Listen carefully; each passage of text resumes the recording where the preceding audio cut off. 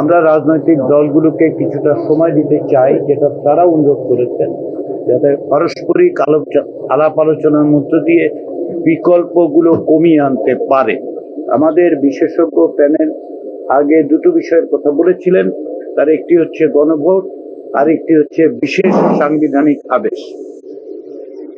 এই পরিপ্রেক্ষিতে বিশেষজ্ঞদের পক্ষ থেকে এই দুটো বিষয়কে সমন্বিত করে একটি পূর্ণাঙ্গ মতামত কমিশনকে তারা দিয়েছেন, এবং সেটা আমরা আজকে রাজনৈতিক দলগুলোর কাছে উপস্থাপন করেছি।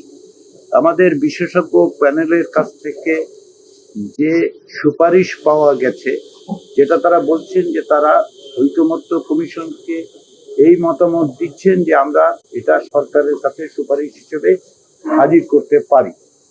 তারা বলছেন যে অন্তর্বর্তী সরকার একটি কনস্টিটিউশন অর্ডার, যেটা জুলাই ঘোষণার 22 দফা অনুসরণ করে ঘোষণা করতে পারে।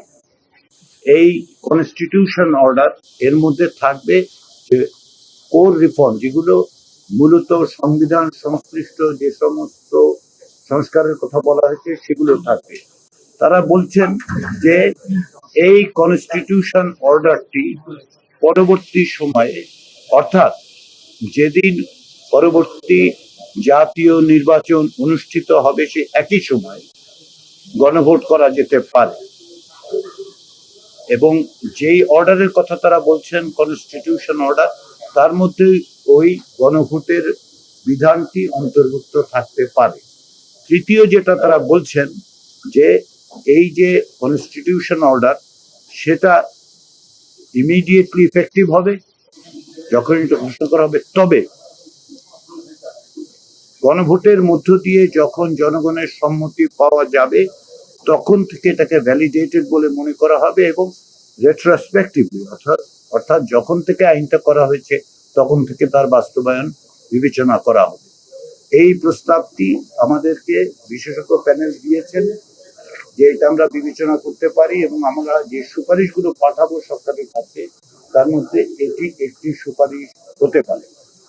এটা সর্বসম্মতভাবে আমাদের বিশেষজ্ঞ প্যানেল আমাদেরকে দিয়েছেন। আমরা এটা রাজনৈতিক দলগুলোর কাছে উপস্থাপন করেছি, তারা বিভিন্নভাবে, অনেকে এটা সমর্থন করেছেন, অনেকেই এর বিভিন্ন দিক সম্পর্কে আলোচনা করেছেন এবং ভিন্ন মত প্রকাশ করেছেন।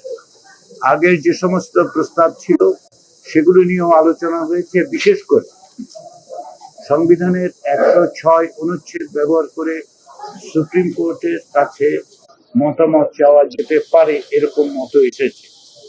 আমরা এই মতামতগুলোর পাশাপাশি রাজনৈতিক দলগুলোর কাছ থেকে এক ধরনের অনানুষ্ঠানিক অনুরোধও পেয়েছি, সেটা হচ্ছে তারা তাদের নিজেদের মধ্যে আলাপ আলোচনা করে এক জায়গায় আসার চেষ্টা করছে। সেই রকম সমস্ত বিবেচনায় আজকে এই সমস্ত প্রস্তাবগুলো রেখেই আমরা আমাদের এই বৈঠক মুলতবি করেছি।